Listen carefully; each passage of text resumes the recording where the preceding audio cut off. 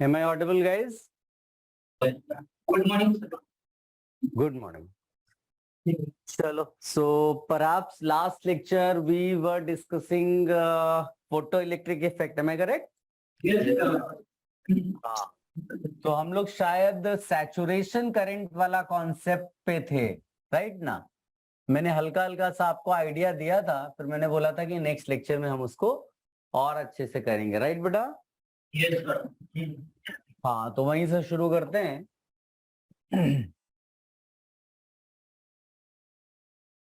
चलो, तो दो चीजें हैं, एक सैचुरेशन करंट की बात करेंगे और एक स्टॉपिंग पोटेंशियल की बात करेंगे. बड़ी सिंपल सी बात है.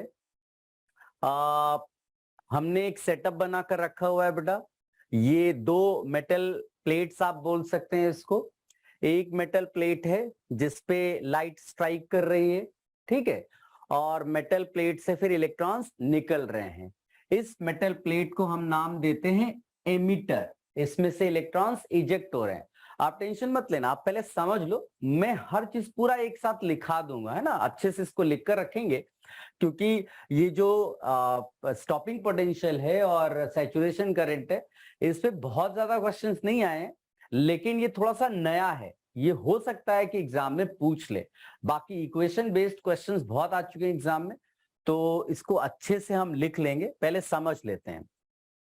तो लाइट जिस मेटल प्लेट को स्ट्राइक कर रही है उसको हम लोग एमिटर बोल रहे हैं, क्योंकि जब फोटोन स्ट्राइक करेंगे तो उसी मेटल से इलेक्ट्रॉन इजेक्ट हो रहे हैं, ठीक है.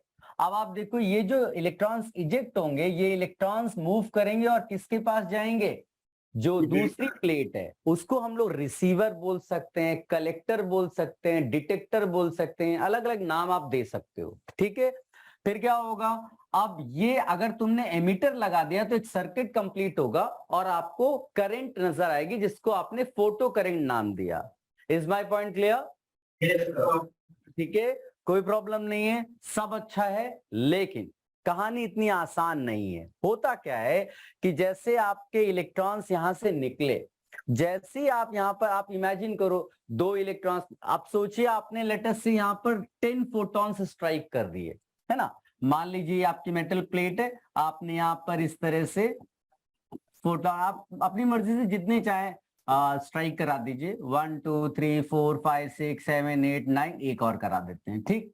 थोड़ा सा मेटल प्लेट बड़ी ले लेते हैं, ठीक है. तो इसमें आपने 10 फोटॉन्स स्ट्राइक करा दिए, तो आपके फिर इलेक्ट्रॉन्स भी समझ लीजिए 10 मान लीजिए निकल आए, है ना? ठीक है. निकल है, स्ट्राइक करेगा, इलेक्ट्रॉन बाहर आ जाएगा.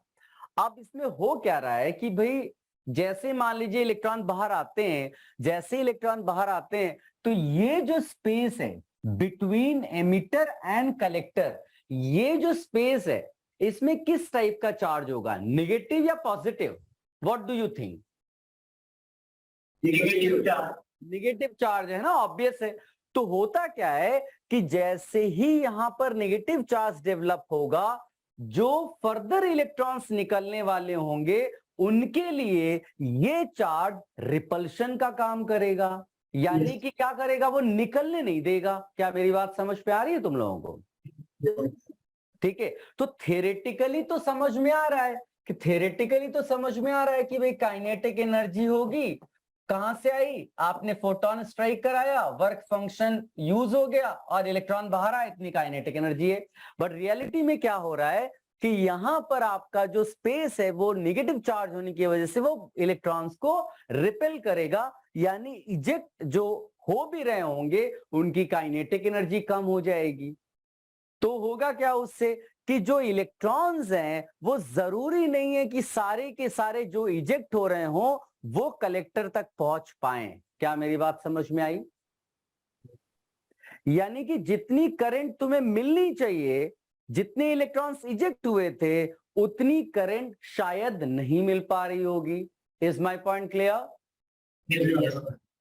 तो अब हम लोग क्या करते हैं, हमने एक बैटरी अटैच कर दी. हमने कहा कि एक काम करते हैं, जितने इलेक्ट्रॉन्स वहां से निकल रहे हैं सबको कलेक्टर तक लेकर आते हैं. मैक्सिमम करंट कितनी है पता करते हैं. तो हमने क्या किया, हमने इस जो डिटेक्टर या कलेक्टर प्लेट है इसको पॉजिटिव बना दिया। देखो बैटरी लगा के, एक्सटर्नली बैटरी लगा दी हमने। तो अब क्या होगा कि इलेक्ट्रॉन वहां से निकल बस जाए, निकलेगा तो है ही है, क्योंकि वर्क फंक्शन से ज्यादा एनर्जी आप सप्लाई कर रहे हो फोटोन के फॉर्म में, तो इलेक्ट्रॉन तो बाहर आ रहा है, लेकिन बाहर आकर के वो प्लेट तक नहीं पहुंच पा रहा था जो कलेक्टर प्लेट थी, क्योंकि कलेक्टर प्लेट तक पहुंचेगा तो करंट आएगा ना।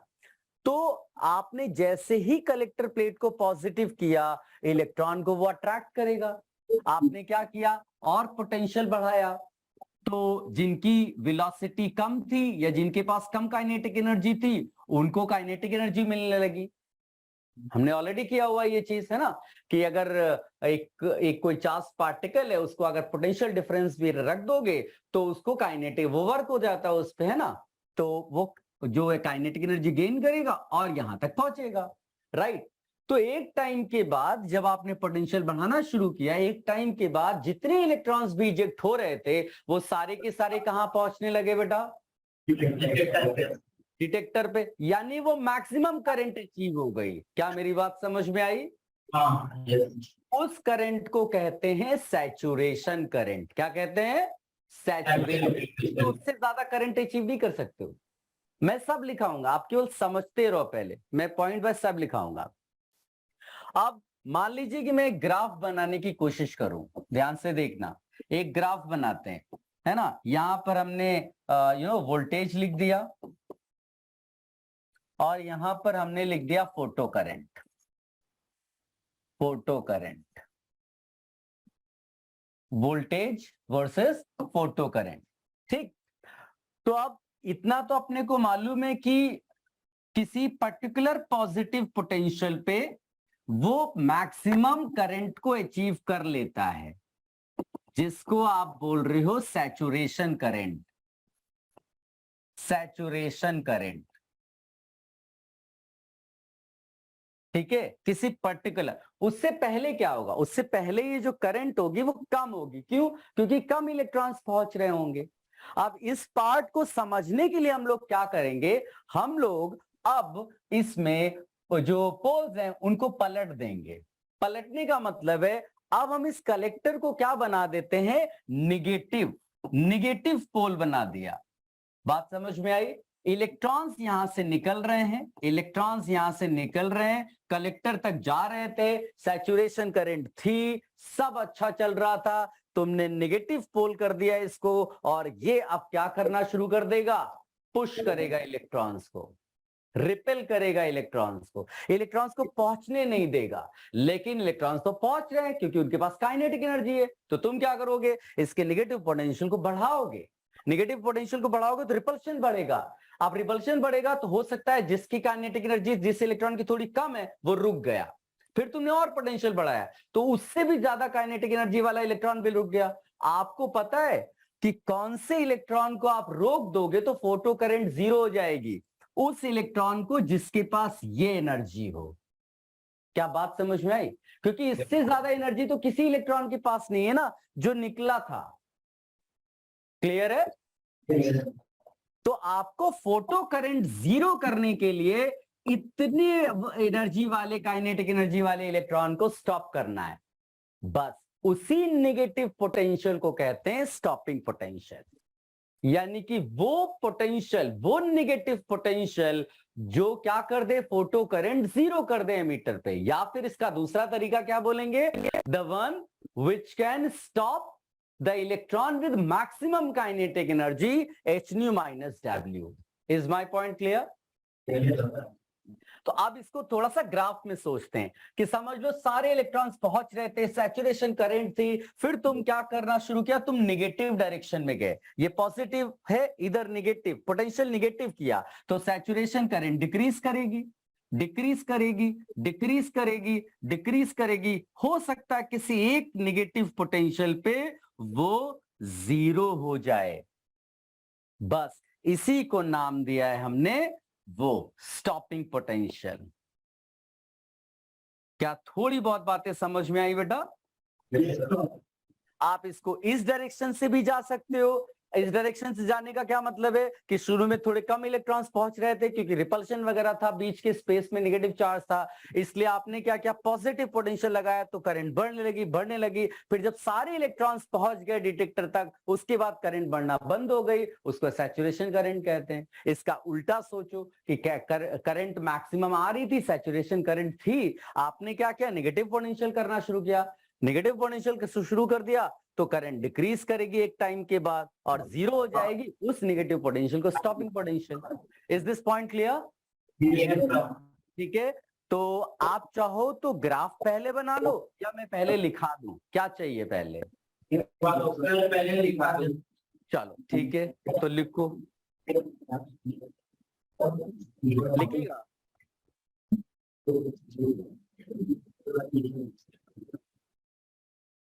In our setup,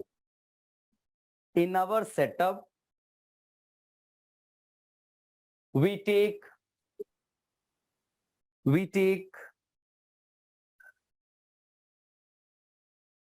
two metal plates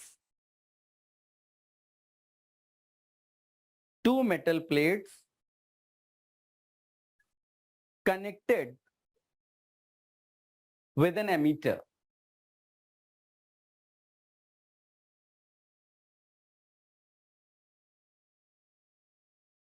ठीक है, and everything is in transparent glass tube. Transparent glass tube.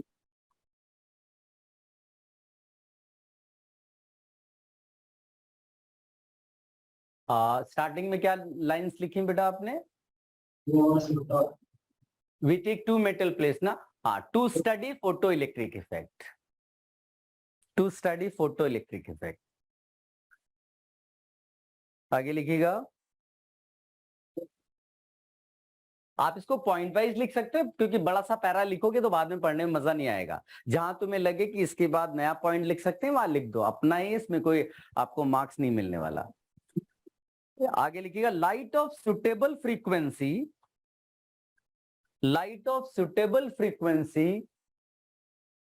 falls on one metal plate.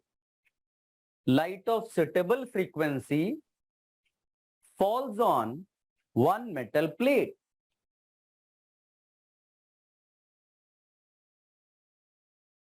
This we call as emitter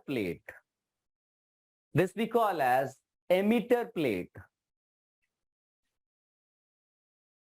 Because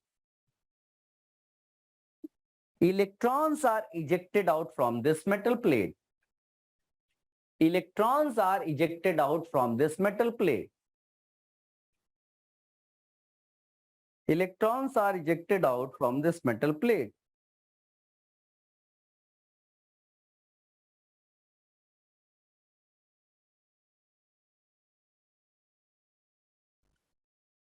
लिख लिया? Yes.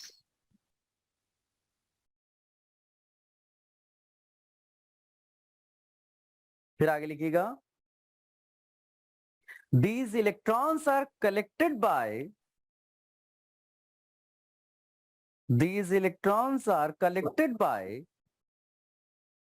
another plate which we call as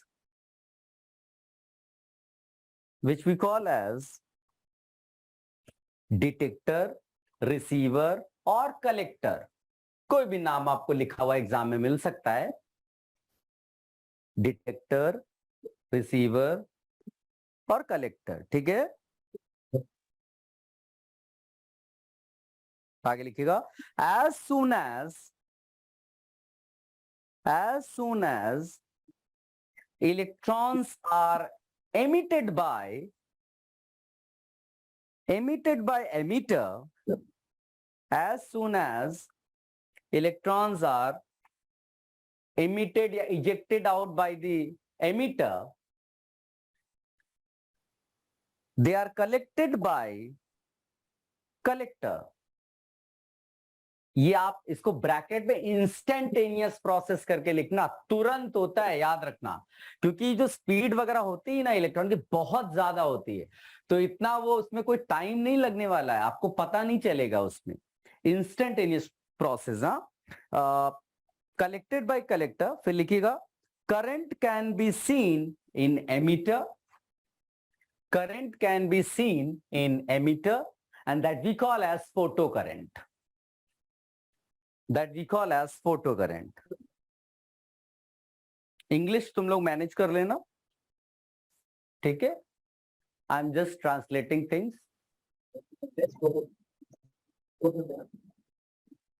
We call as photocurrent.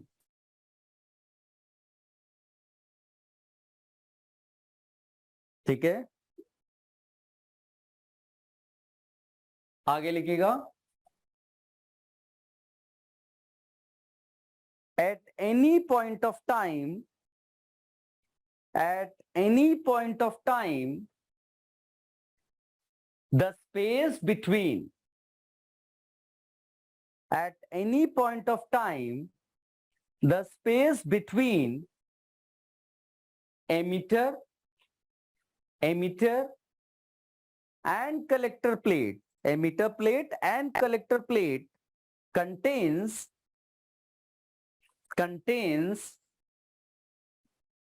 number of electrons, contains a number of electrons making up the space charge, a number of electrons making up the space charge. Space charge का मतलब है जो space है between emitter and collector, उसके charge को हम space charge कह रहे हैं, ठीक है? Making up the space charge, bracket में लिख देना निगेटिव. आगे लिखिएगा स्पीड मेंटेन करके रखना, क्योंकि हम डिस्कशन बहुत सारा करते हैं तो हमें टाइम चाहिए बेटा डिस्कशन के लिए, इसलिए लिखने में हम लोग जल्दी जल्दी करेंगे, प्रॉब्लम सॉल्विंग में जल्दी जल्दी करेंगे, डिस्कशन में टाइम लेंगे, ठीक है? अच्छे से नोट्स बनाने में. आगे लिखिएगा बेटा, the negative charge repels the fresh electrons, the negative charge repels the fresh electrons coming from emitter. Fresh electrons, newly ejected electrons या फ्रेश इलेक्ट्रॉन्स कैसे भी लिख सकते हो, coming from emitter. However, some electrons are able to reach collector.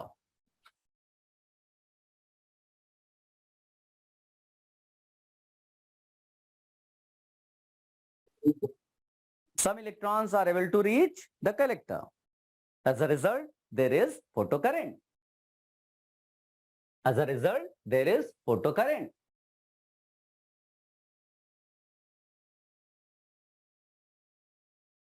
But current is not at its max. Current is not at its max.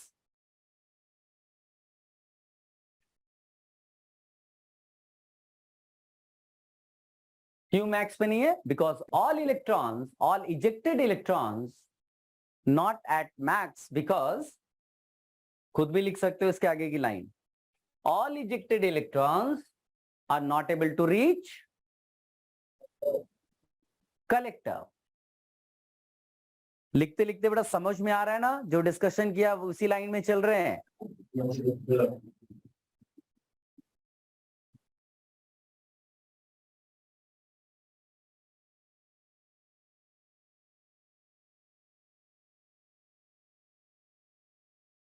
आगे इसमें लिखिएगा, now if we connect a battery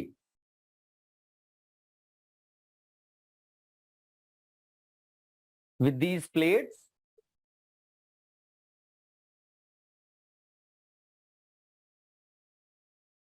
and make collector anode, and we make collector what? Anode. Anode का मतलब होता है positive ball. तो जो पहला वाला लिखा है वो पॉजिटिव है. मैं बता रहा हूं, we connect two plates with battery and we make this collector positive pole. Okay? Anode जिसको बोलते हैं, ANODE। यहां तक लिख लिया बेटा?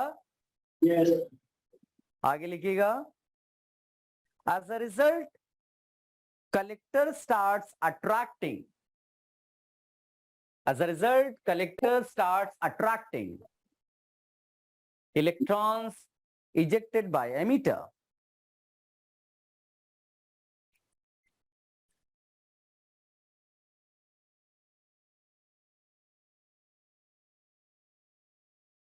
If we increase this positive potential,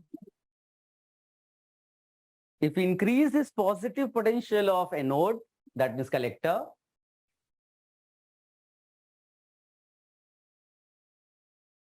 photocurrent increases. A photocurrent gradually increases. Photocurrent gradually increases. ये समझ पा रहे होगे तुम लोग कि क्यों ग्रेजुअली इंक्रीज कर रहा है? बिकॉज धीरे धीरे इलेक्ट्रॉन ज्यादा पहुंच रहे होंगे कलेक्टर तक। हाँ,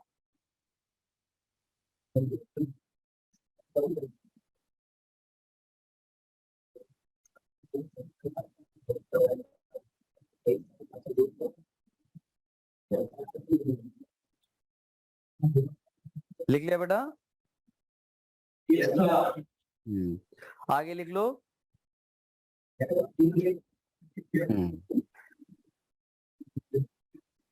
After a certain positive voltage or potential,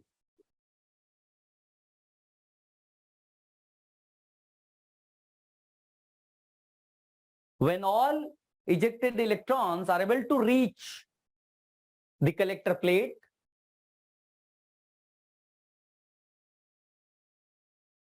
are able to reach the collector plate,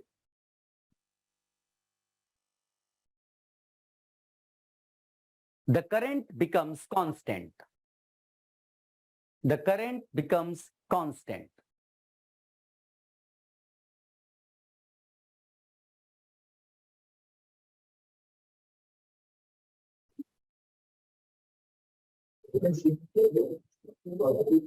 Okay? Current becomes constant, and that we call as saturation current. That we call as saturation current. That we call as saturation current.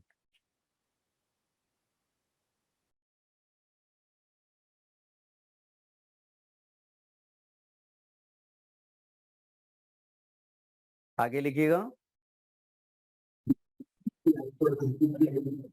If the potential of collector is made negative, if the potential of collector is made negative with respect to emitter, negative with respect to emitter, then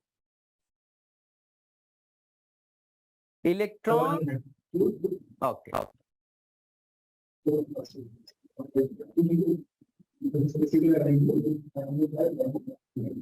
एक दूसरे की help भी कर सकते हो बेटा। जो जल्दी लिख पा रहे हैं वो किसी और को बता भी सकता है।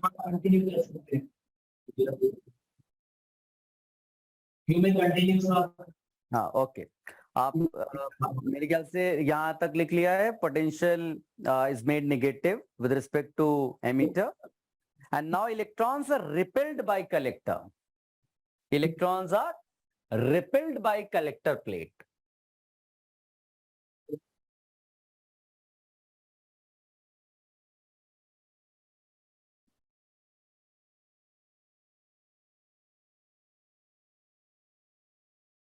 So photocurrent decreases.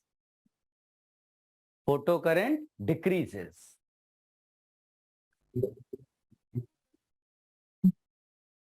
At a certain negative value of, at a certain negative value of potential,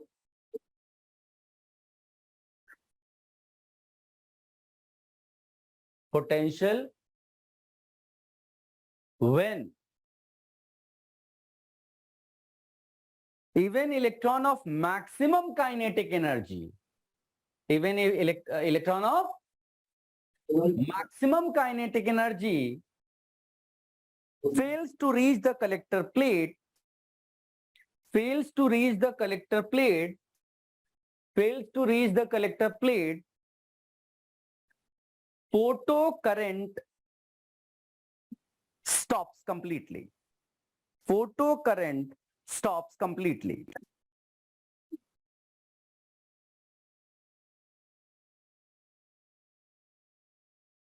इसके बाद और नेगेटिव कर दोगे तो कोई प्रॉब्लम नहीं है, बट वो जो स्मॉलेस्ट नेगेटिव वैल्यू है उसी को कहते हैं, आप चाहे तो लिख सकते हैं this smallest negative potential we call as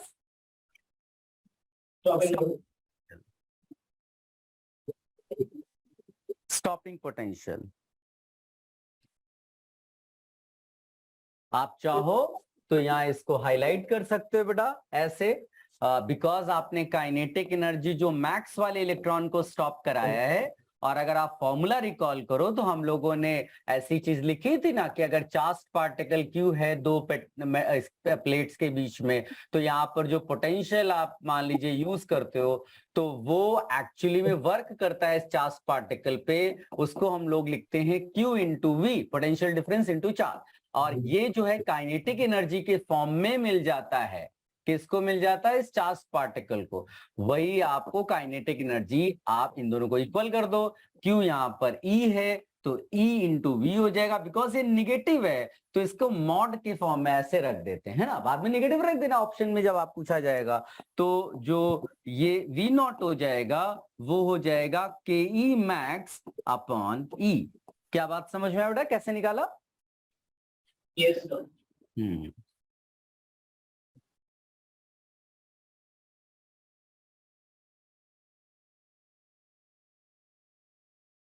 अब ये ग्राफ भी कॉपी कर लेना, कुछ कंफ्यूजन है तो पूछते भी रहना। तो सर ये वाला एक बार फिर से बताना ना। कहाँ, क्या कह रहे हो बेटा? एक बार फिर से बताना जो आपने बताया। फिर से क्या चीज बतानी है? ये जो वैल्यू कैसे आई? हाँ sir.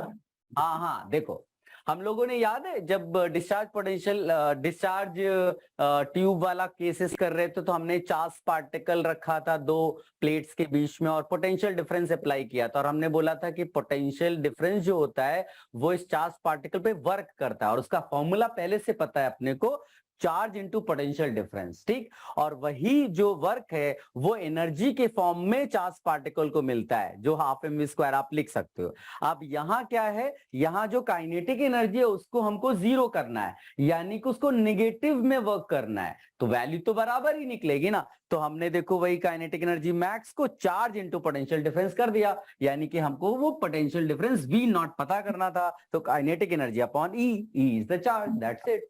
Clear? Yes sir. Copy कर लो सब लोग।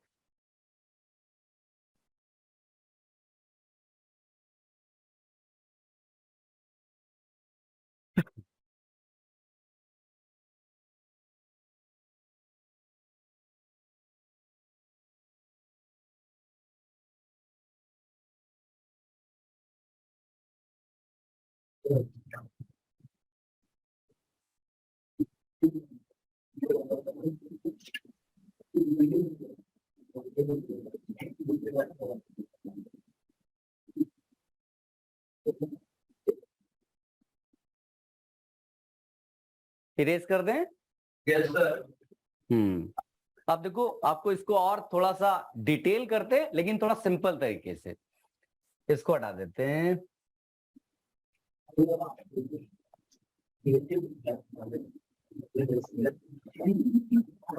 गाइस ध्यान से देखो, अब हो क्या रहा है, जैसे मैं वापस अगर ग्राफ का डिजाइन ऐसे ही बनाकर रखूं, अब हो क्या रहा है कि जैसे इसमें मान लीजिए आपने बोला कि इसमें आपने लेटर से 5 फोटॉन्स ड्रॉप कराए, ठीक है, 5 फोटॉन्स ड्रॉप कराए, तो आपने ये बोला कि भी 5 इलेक्ट्रॉन्स इजेक्ट हो गए, है ना, ऐसे ही रफली ले लेते हैं। 5 फोटॉन्स आपने ड्रॉप कराए और 5 इलेक्ट्रॉन्स इजेक्ट कराए, ठीक, ये कॉम्बिनेशन बनाकर चल रहे हैं हम लोग। तो हमारे पास इक्वेशन जो है वो क्या है बेटा? Kinetic energy max is equal to h nu minus W।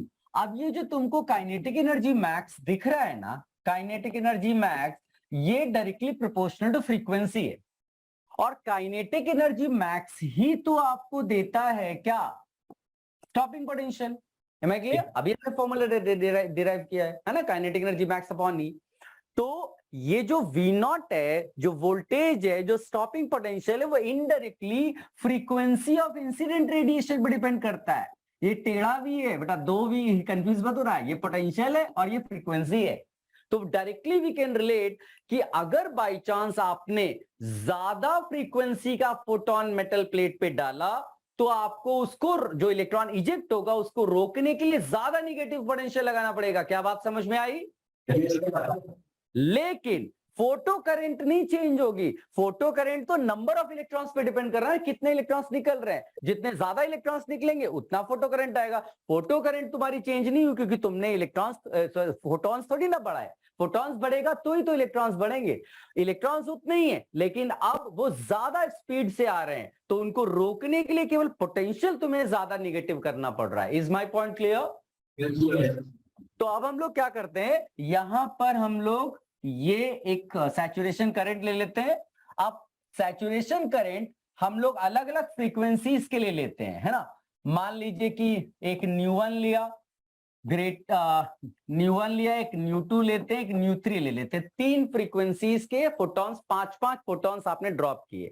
एक बार 5 फोटॉन ड्रॉप किए न्यू1 फ्रीक्वेंसी के, एक बार 5 फोटॉन्स ड्रॉप किए न्यू2 फ्रीक्वेंसी के, एक बार 5 फोटॉन्स ड्रॉप किए न्यू3 फ्रीक्वेंसी के। बताइए करंट किसमें ज्यादा आएगी? फोटो करंट सेम आएगी, सैचुरेशन करंट। हाँ, स्टार्टिंग में कम ज्यादा हो सकती है, लेकिन सैचुरेशन करंट सबका एक जैसा होगा। लेकिन अगर मैं तुमको ये बोल दूं कि न्यू3 ग्रेटर देन न्यू2 ग्रेटर देन न्यू1 है, तो V03, V02 और V01 में क्या रिलेशन होगा? क्लियर है ये चीज? तो आप इसको ऐसे बना लो, यहां से चल रहे हो, ऐसे जा रहा है, यहां ऐसे जा रहा है, ऐसे जा रहा है। सिंपल आप यहां लिखते चले जाओ। ये यहां लिख दो V03, V02, V01, ठीक। और फोटो करंट यहां पर ये है जिसको सैचुरेशन करंट बोल रहे हैं। क्या बात समझ में आई? ये वोल्टेज है ना। अब कहानी बदलने वाला हूं मैं। क्या कहानी? कि अब हम लोग क्या करते हैं, सेम फ्रीक्वेंसी की अब जो है वो फोटॉन्स डालेंगे, लेकिन कभी 3 डालेंगे, कभी 4 डालेंगे और कभी 5 डाल देंगे। तो बताइए हमने क्या बढ़ा दिया? इसको साइंस में कहते हैं इंटेंसिटी बढ़ा दिया। क्या बढ़ा दिया बेटा? Intensity of incident light. क्योंकि आपको सही टर्म भी पता होना चाहिए। नंबर ऑफ फोटॉन्स बढ़ाने का मतलब है इंटेंसिटी। मैंने एक दिन बताया था आपको, इंटेंसिटी का आप लेमैन वे में सोचो, नंबर से रिलेटेड है, ज्यादा अमाउंट में। तो भाई इंटेंसिटी ऑफ इंसिडेंट लाइट का मतलब लाइट क्या कैरी कर रही है, इसके हिसाब से फोटॉन्स, तो ज्यादा फोटॉन्स हो जाएगा अगर इंटेंसिटी बढ़ जाएगा। अब अगर ज्यादा फोटॉन्स ड्रॉप होंगे तो भाई इलेक्ट्रॉन्स भी तो ज्यादा ही इजेक्ट होंगे। पहले 3 निकल रहे थे, 4 निकाल दो, अब 5 निकाल दो। क्या बात समझ में आई? तो ज्यादा इलेक्ट्रॉन्स आएंगे तो बताइए क्या बढ़ेगा? फोटो करंट बढ़ेगा। लेकिन स्टॉपिंग पोटेंशियल तो सेम ही रहेगा ना, क्योंकि सब में तुमने सेम फ्रीक्वेंसी का लाइट ड्रॉप किया। Is it clear? तो अगर मैं यहीं पर एक दूसरा ग्राफ बना दूं, यहीं पर एक दूसरा ग्राफ, ये भी पोटेंशियल वर्सेस फोटो करंट, तो यहीं से शुरू होगा। एक ऐसे जाएगा, फिर जो है ऐसे जाएगा, फिर ऐसे जाएगा। क्या बात समझ में आई? ठीक है। तो यहां पर लिख देता हूं मैं I1, I2, I3। तो मैं लिख दूंगा I3 greater than I2 greater than I1। Is it clear? ये हो गया। आप इन दोनों ग्राफ को ड्रॉ कर लो, अपने हिसाब से इसको लिख भी सकते हो। देखो जितना डायग्रामेटिकली लिखोगे तो ज्यादा क्लैरिटी होगी, ज्यादा वर्ड्स में लिखोगे तो फिर याद नहीं आता है बाद में फ्यूचर में। तो ऐसे डिजाइन 3-3 4-4 5-5 करके फोटॉन्स ड्रॉप किए तो आपको ये पता चल रहा है कि ज्यादा इलेक्ट्रॉन्स निकल रहे। ज्यादा इलेक्ट्रॉन्स निकलने का मतलब है कि ज्यादा फोटो करंट आएगी। तो फोटो करंट सीधे सीधे इंटेंसिटी पे डिपेंड कर रही है ना। और जबकि स्टॉपिंग पोटेंशियल जो है वो डिपेंड कर रहा है फ्रीक्वेंसी पे।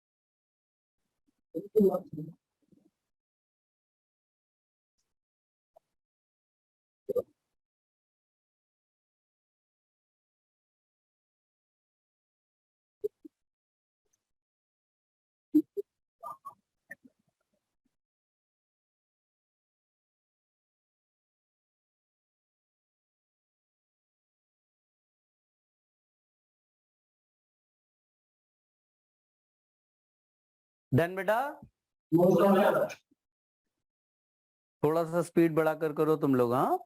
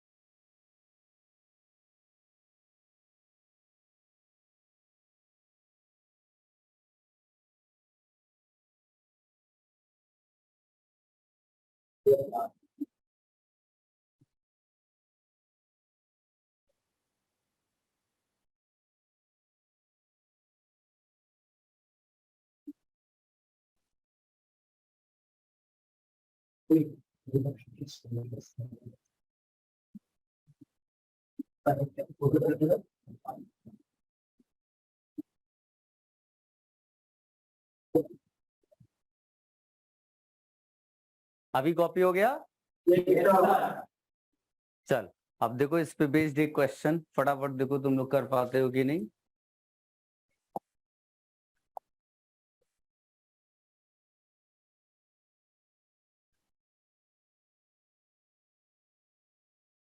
करते करते कॉपी भी कर लेना क्वेश्चन को। हाँ,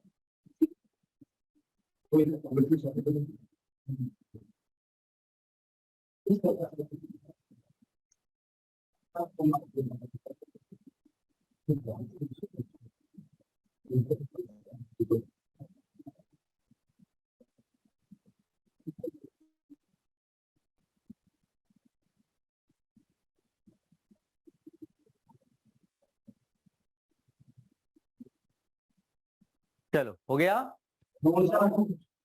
आगे तक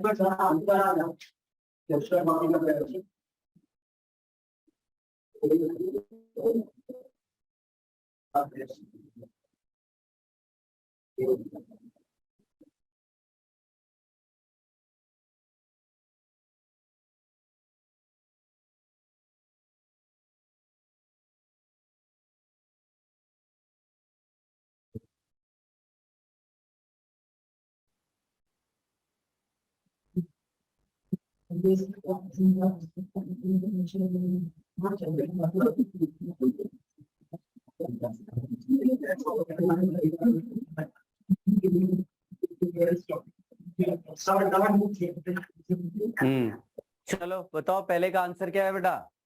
पहले केस में इंटेंसिटी तो पहले में अगर हम पहले ग्राफ के लिए बात करेंगे, पहले ग्राफ में इंटेंसिटी और दूसरे में फ्रीक्वेंसी। पहले में हमने इंटेंसिटी और इसमें हमने कांस्टेंट कर दी फ्रीक्वेंसी। चलो दूसरे क्वेश्चन का आंसर। पहले का स्टॉपिंग पोटेंशियल, दूसरे का सैचुरेशन करंट। ग्राफ 1 में स्टॉपिंग पोटेंशियल है। सर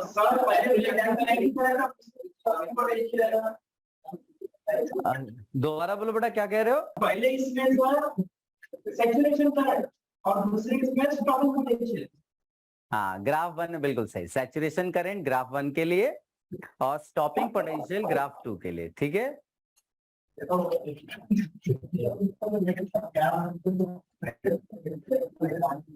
चलो हो गया, हटाते हैं इसको। हाँ, डायरेक्टली क्वेश्चन था ये, कायदे से मुझे तुम्हें होमवर्क के फॉर्म में दे देना चाहिए था। अब थोड़ा सा एक्सप्लेनेशन देख लेते हैं। याद है मैंने तुम्हें लास्ट लेक्चर में होली वाला एग्जांपल दिया था कि कुछ लोग जो है वो पाइप लेके टहलते हैं कि सारा कलर कंटिन्यूअसली डालेंगे, और कुछ लोग वो बैग्स लेके टहलते कि देखते किसको मारना है। ठीक है ना, अपने हिसाब से डिसाइड कर लेते हैं, बदला लेते हैं वो।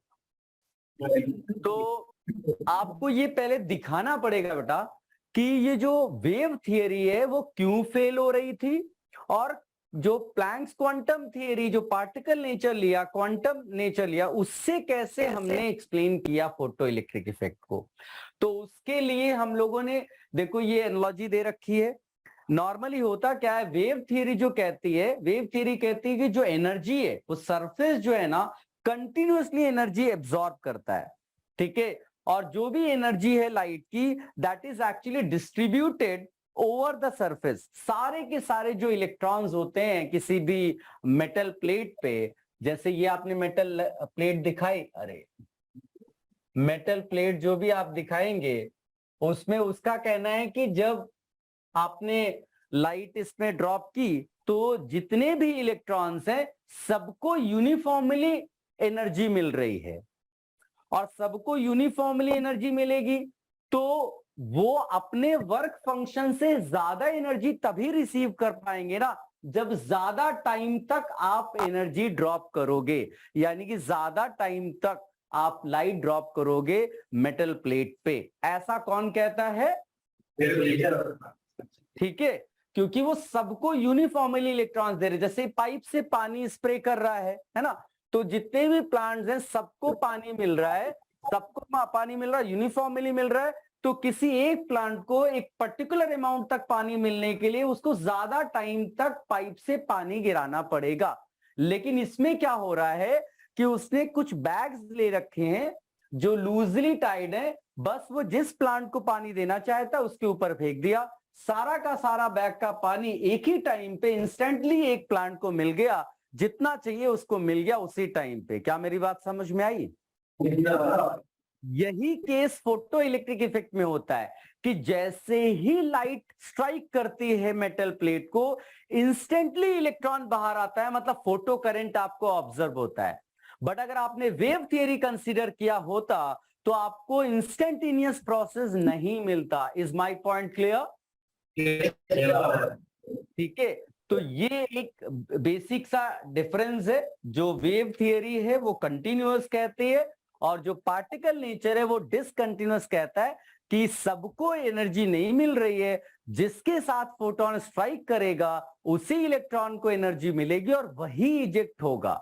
वो यूनिफॉर्मली में एनर्जी डिस्ट्रीब्यूटेड ऐसी बात नहीं करता है। अगर बाय चांस वेव थियरी होती तो क्या होता कि टाइम लगा इलेक्ट्रॉन्स को बाहर आने में, इट्स ओके, लेकिन जो इलेक्ट्रॉन बाहर आ रहे हैं उनकी काइनेटिक एनर्जी भी ज्यादा हो जाएगी अगर इंटेंसिटी बढ़ाओगे। क्योंकि इंटेंसिटी बढ़ाने का मतलब क्या है कि आप जो है ज्यादा एनर्जी सबको ज्यादा ज्यादा दे रहे हो तो सबकी काइनेटिक एनर्जी बढ़ेगी। क्या मेरी बात समझ में है? क्योंकि उनकी नजर से इंटेंसिटी का मतलब ज्यादा टाइम तक ज्यादा आपने energy the. Is my point clear? तो सबकी काइनेटिक एनर्जी भी ज्यादा होगी, जबकि हमने अभी क्या प्रूव किया है कि इंटेंसिटी मैटर ही नहीं करता है, काइनेटिक एनर्जी उस पर डिपेंड नहीं करता है। इंटेंसिटी का इसमें मतलब ये है कि आप ज्यादा फोटॉन्स फेंक रहे हो मेटल प्लेट पे, और जब उस पे ज्यादा फोटॉन्स ड्रॉप होंगे तो ज्यादा इलेक्ट्रॉन्स बाहर आएंगे। उनकी काइनेटिक एनर्जी चेंज नहीं की है तुमने, क्योंकि आपने केवल पैकेट्स बनाए, पैकेट की एनर्जी उतनी ही अंदर। जबकि इसमें क्या है, यूनिफॉर्मली डिस्ट्रीब्यूटेड थे, ज्यादा टाइम तक आपने पानी स्प्रे किया, सबको ज्यादा ज्यादा एनर्जी मिली, तो उसके हिसाब से जो काइनेटिक एनर्जी है इलेक्ट्रॉन्स की वो भी ज्यादा सबकी हो जाएगी। क्या डिफरेंस समझ में आ रहा है दोनों में? तो बस इतना ही है। ये ऑलरेडी मैंने आपको वो होली वाला एग्जांपल दिया था, फिर भी ये भी एक अच्छा सा एनालॉजी है जो ले सकते हैं हम लोग to explain particle nature and wave nature. ठीक है, पहला वाला रिप्रेजेंट कर रहा है वेव नेचर को और दूसरा रिप्रेजेंट कर रहा है पार्टिकल नेचर को। इसमें इतना ही है। आप थोड़े से मेरे ख्याल से न्यूमेरिकल्स की प्रैक्टिस की जरूरत है इसमें, तो उस पे आते हैं, है ना। ये भी मतलब ये मैं वीडियो भेज दूंगा तब कॉपी कर लेना, ये नहीं तो अभी कॉपी करोगे फिर टाइम वेस्ट होगा। ये एप्लीकेशन है, कभी आया नहीं है इस तरह के क्वेश्चंस, बट फिर भी मैंने लिख दिए इसमें। जैसे आप देखोगे सोलर पैनल लिखा हुआ, मेन चीजें देखो हाईलाइट कर देता हूं मैं, है ना। सोलर पैनल एप्लीकेशन मिलेगा तुम्हें, जहां पर भी सेंसर्स की जरूरत पड़ रही है वहां पर आपको ये दिखा मिलेगा। डिजिटल कैमरास देखो लिखा हुआ detect and record light because by using photo electric sensor. यहाँ पर भी देखो ये कुछ एप्लीकेशंस है फोटो इलेक्ट्रिक इफेक्ट के। तो मैं जब वीडियो भेजूंगा तो आप कॉपी कर लेना इसको अच्छे ढंग से। अभी चाहिए तो आप शॉर्ट में लिख सकते हो सोलर पैनल्स करके और सेंसर्स करके, ठीक है।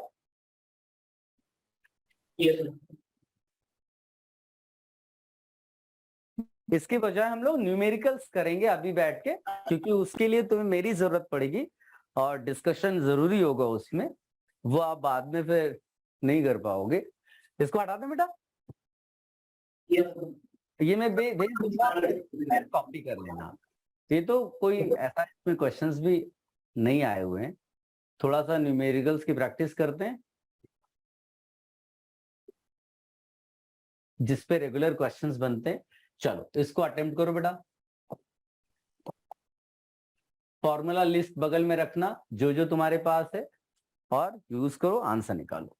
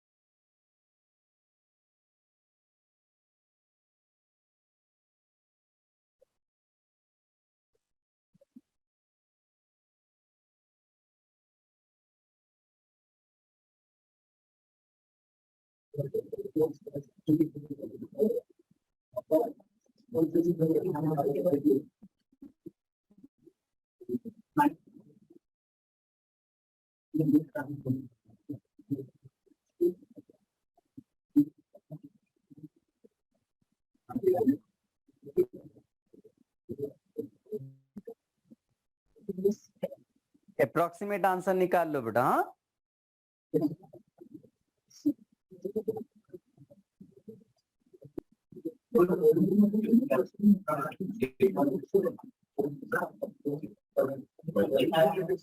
मकान कुछ आएगा आंसर बेटा अप्रोक्सीमेट कितना है बेटा? 47.48 multiplied by 12 मेरा 48.03 है। 10 रेज़ टू कितना बेटा? 10 रेज़ टू कितना? -19 -19। वेरी गुड बेटा, वेरी गुड। तो ये तो फॉर्मूला लगा देना है। Minimum energy required to overcome the attractive forces between electron and the surface of the silver metal is this. यानी ये क्या चीज दी हुई है? वर्क फंक्शन, और कहता है what would be the maximum kinetic energy of electron. तो सीरीज द फॉर्मूला लगाना है आपको, और लैम्डा दिया हुआ है तो आप फोटोन की एनर्जी या सीधे आप यहीं पर रख दो, kinetic energy max is equal to hc by lambda minus w। वैसे मैंने आपको hc की वैल्यू भी दे रखी है ना, अलग अलग यूनिट्स में। कुछ याद है आपको बेटा जूल और एंगस्ट्रॉम में क्या वैल्यू दी है? 2 into 10 raised to power minus 15 2 into 10 raised to minus 15 upon 360 रख दिया, और यहाँ पर 7.52 into 10 raised to minus 19। ये सही है क्या? देख लो, या वैल्यूज आप एच सी सामने रख के भी कर सकते हो, उसमें भी कोई प्रॉब्लम नहीं है।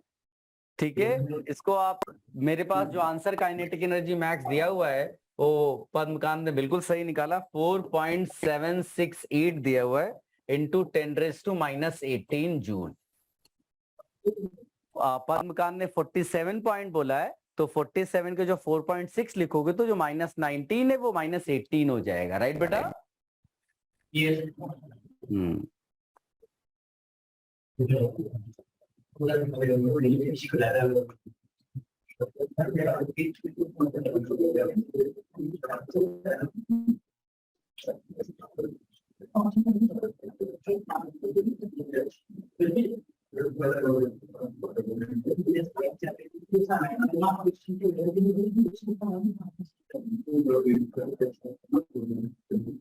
देखो, जिनको अगर सॉल्विंग में डिफिकल्टी आती है ना, उनके लिए भी बता दूं, आप में से कुछ बच्चे बेचारे होंगे जिनको पावर्स में डील करना नहीं आता है, तो जब आप इसको सॉल्व करते हो तो ये आ जाता है बेटा 5.55 इंटू 10 रेज़ टू माइनस 18।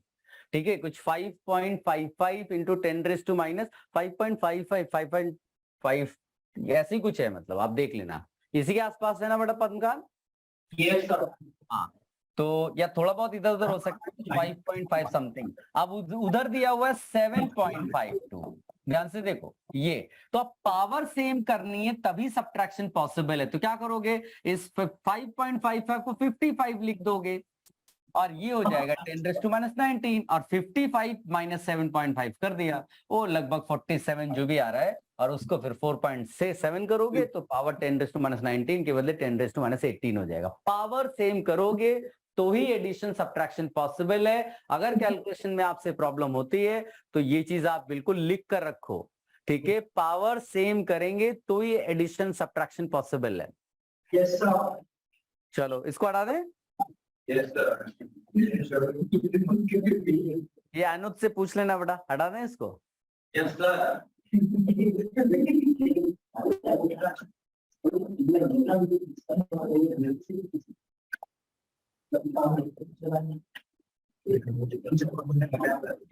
ये आंसर निकालो बेटा।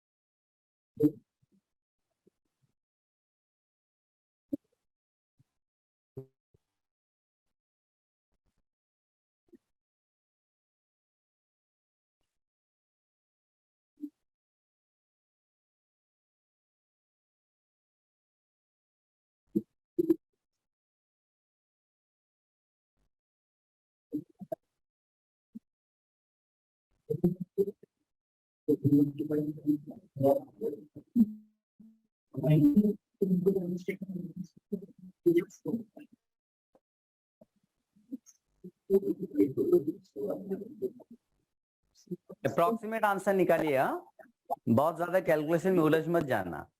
पावर तक भी आंसर सेम होगा ना तो सही मानेंगे हम।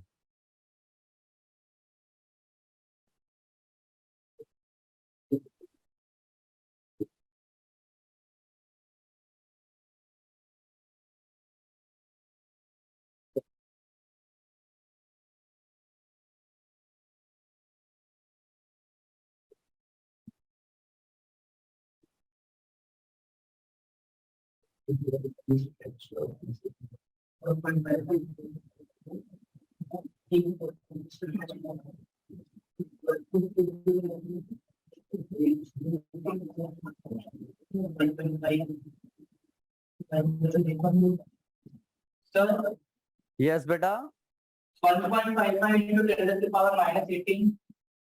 -18 दिया है क्या? ओके, -18 थोड़ा पावर तो मैं शायद गड़बड़ कर दी। Sir, 5.1 into 10 to the power -18 joule. Power गड़बड़ है बेटा, पावर मिसमैच हो रहा है। तुम लोग ये गलती तो नहीं कर रहे हो बेटा, इसमें कहता है kinetic energy of iodine atom, याद रखना। और एक I2 जो है 2 एटम्स देता है, एक I2 2 एटम्स देता है, याद रखना।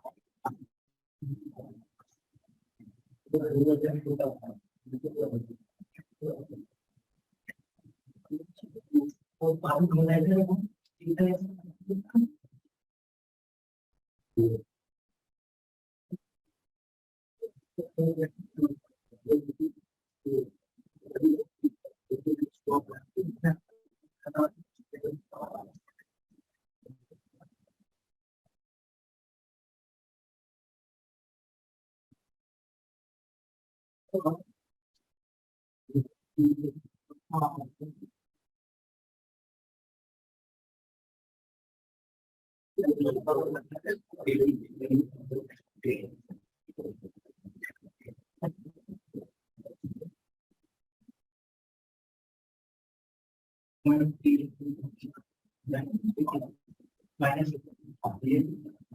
sir 5.3 into 10 raised to power minus 18. कितना? 5.3 into 10 raised to power minus 18. तुम्हारा ये पावर गड़बड़ है बेटा, -18 नहीं है।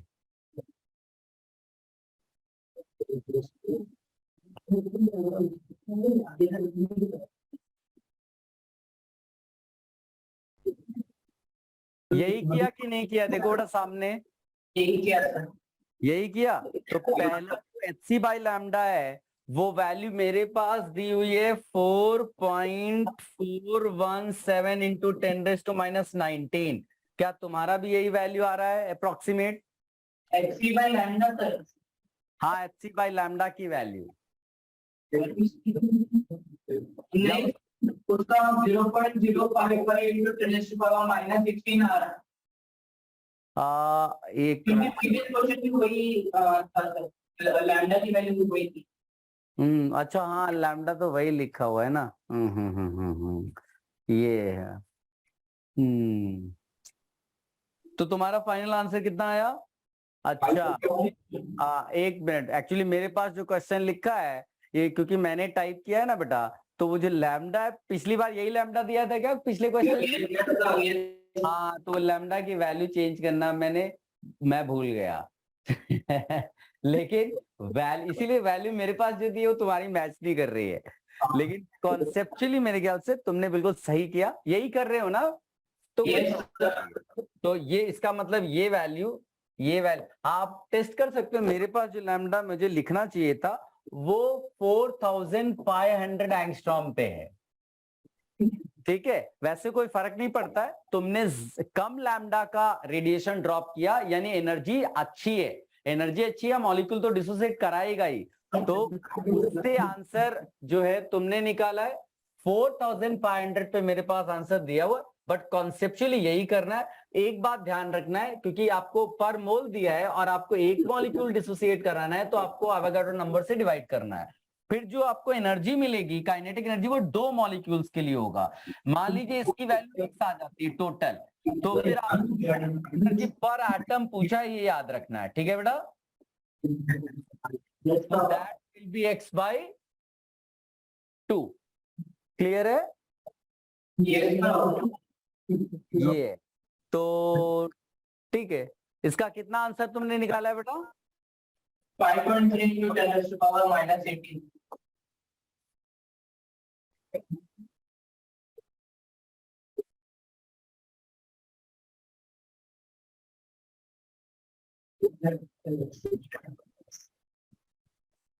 तुम लोगों के लिए क्वेश्चन टाइप कर रहा था, टाइप करने में वो क्या हुआ कि जो लैम्डा है वो वही रह गया।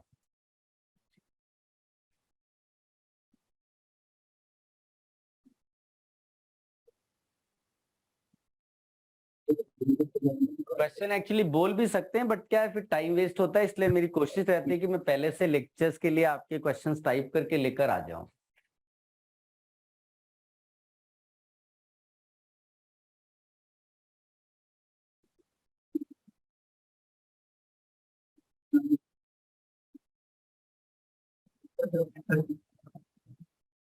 $4500 एंगस्ट्रॉम के लिए बाद में आप वैल्यू भेजना, क्या आंसर जो भी आपने निकाला है। हो जाए तो बताना बेटा।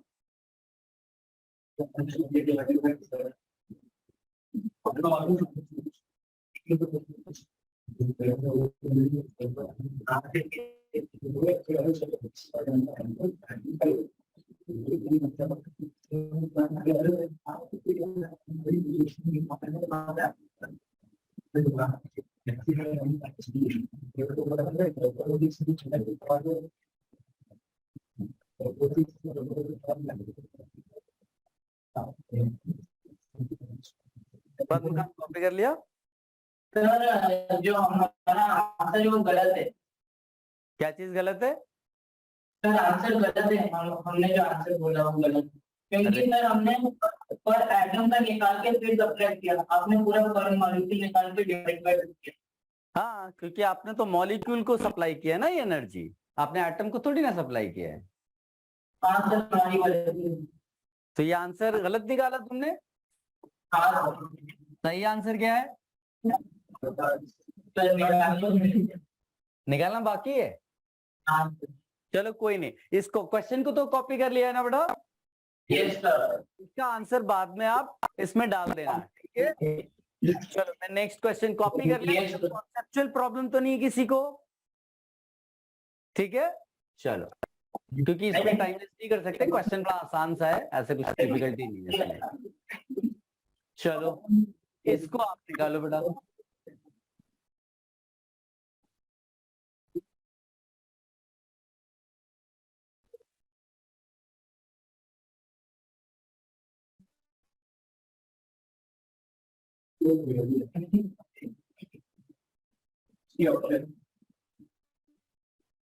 सर सी। मैच कर गया सबको, सबको आ गया। चलो चलो ट्राई कर लो।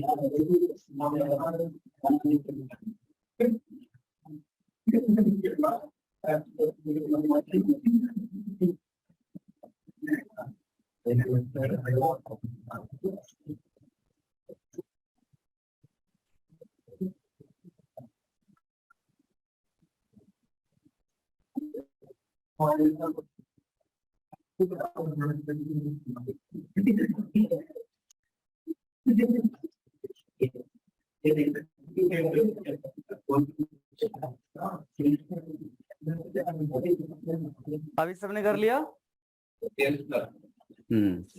तो जैसे नहीं आया उसके लिए देख लेते हैं, बड़ा सिंपल सा है, सीधे आपको फॉर्मूला ही लगाना था, काइनेटिक एनर्जी मैक्स। अब इस बार सब वो लैम्डा में खेल रहा है, तो एच सी बाई लैम्डा लिख दो minus H C by lambda not लिख दो, ठीक है। और काइनेटिक एनर्जी मैक्स को क्या लिख सकते हैं बेटा, half M V V max square.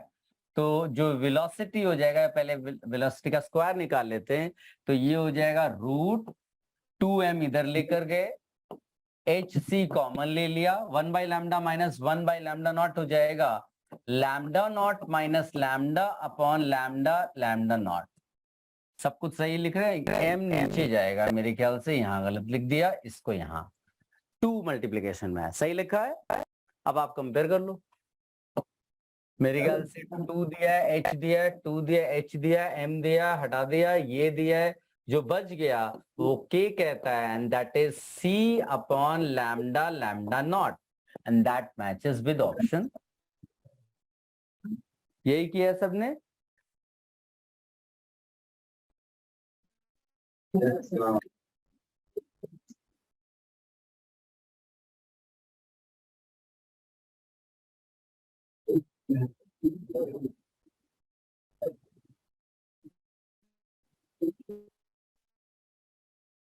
चलो इसको हटा दें। हम्म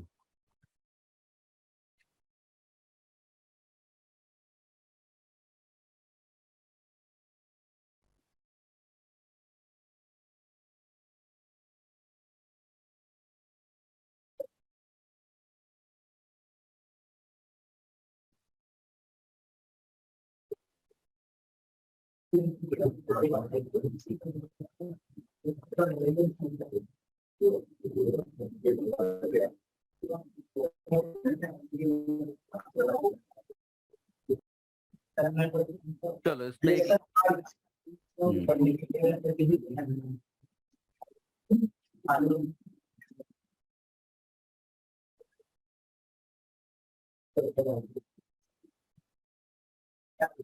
चलो ये क्वेश्चन करो बेटा।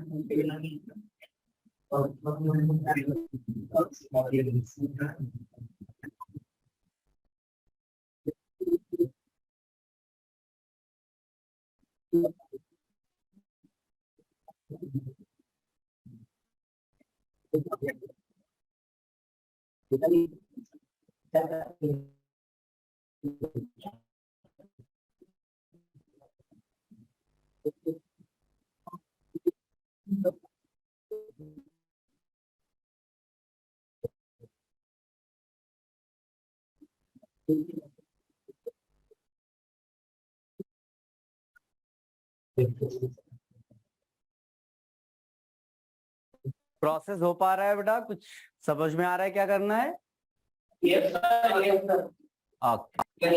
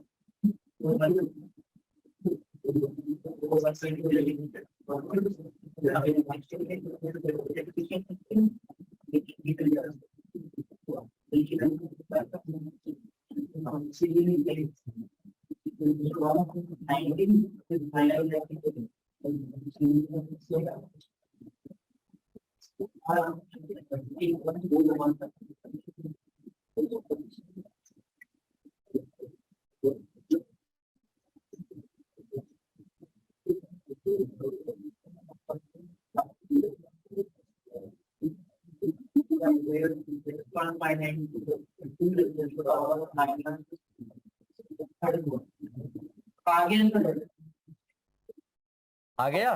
Very good. क्या आंसर आपने निकाला बेटा, बताइए?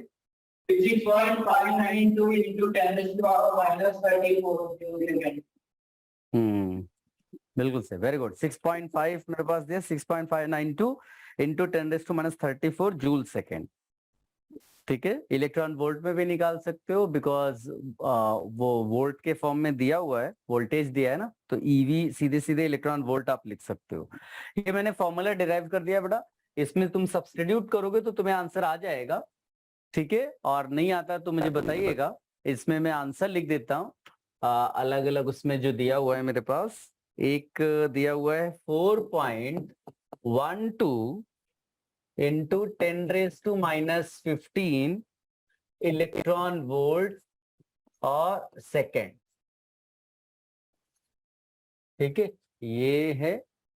और जूल सेकेंड में 6.592 into 10 raised to minus 34 joule second. इसमें कोई बड़ी बात नहीं, इलेक्ट्रॉन वोल्ट का आपको जूल में कन्वर्ट करना है, 1.6 into 10 raised to minus 19 multiply कर दो। मैंने ऑलरेडी बताया कन्वर्जन, आपको लास्ट लेक्चर नोट्स चेक करेंगे तो मिल जाएगा। इसको कॉपी कर लेना बड़ा, ये फॉर्मूला जरूर कॉपी कर लेना, फ्यूचर में काम आएगा। E V1 minus V2 V01 minus V02 भी लिख सकते हो, और into lambda 1 lambda 2 upon C into lambda 2 minus lambda 1। ठीक है,